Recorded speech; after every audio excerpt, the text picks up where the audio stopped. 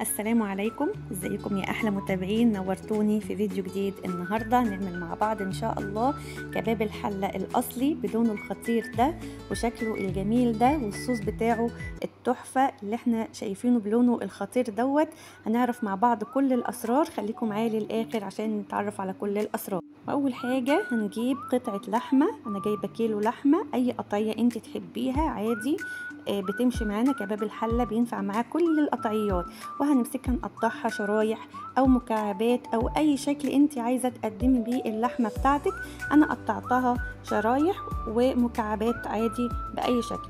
وفي طاسه سخنه على النار هنزل باللحمه بتاعتي بعد ما قطعتها وهديها تقليبه كده، وهنزل معاها بردك بعدها على طول بالبصل علشان الاتنين يتشوحوا مع بعض وياخدوا لون ذهبي.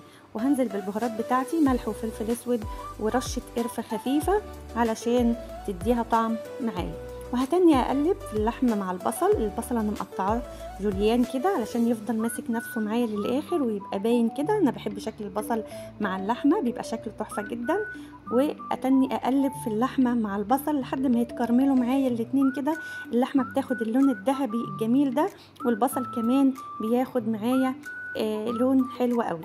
وبعد كده بنزل عليهم بكوبايه ميه وبغطي لحد ما تغلي، وبعد كده بهدي النار خالص على اقل حاجه زي يعني تشريب الرز كده او تدميس الفول. يعني خلي النار بقى هاديه وسيبيها على النار بقى ساعة ونص ساعتين على حسب اللحمة، بتطلع معاكي احلى كباب حلة بالشكل اللي انت شايفاه دوت. شايفين الجمال؟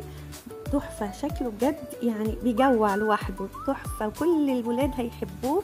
تقدري تقدميه مع رز ابيض او بشعرية اي حاجة، بصراحة تحفة. لو عجبكم الفيديو ما تنسونيش بلايك وشير وسبسكرايب عشان يوصل لكم كل جديد ونكبر سوا وعيلتكم تبقى احلى. وان شاء الله انزل لكم وصفات جديدة. شرفتوني ونورتوني، هستنى تكتبولي في التعليقات ايه الوصفة الجديدة اللي انتم مستنيني اعملها في الفيديو الجاي. وكمان استنوا مني مفاجأة هتعجبكم جدا جدا جدا، حاجة كده يعني هتنبهروا بيها بجد. وكمان هنزل لكم ملف الوصفات سندوتشات المدارس ان شاء الله، عشان المدارس على الابواب. هننزل افكار سهلة وسريعة ولذيذة وصحية لاطفالنا. اللي مشتركش في القناة معايا لحد دلوقتي فعل زر الجرس ويدوس لايك ويشترك في القناة علشان يوصل له كل الحاجات الجديدة اللي هتنزل معانا ان شاء الله. والمفاجأة بتاعتنا هتبقى جميلة جدا هتعجبكم. وشكرا لكم، والى اللقاء في حلقة جديدة ان شاء الله. والسلام عليكم ورحمة الله وبركاته.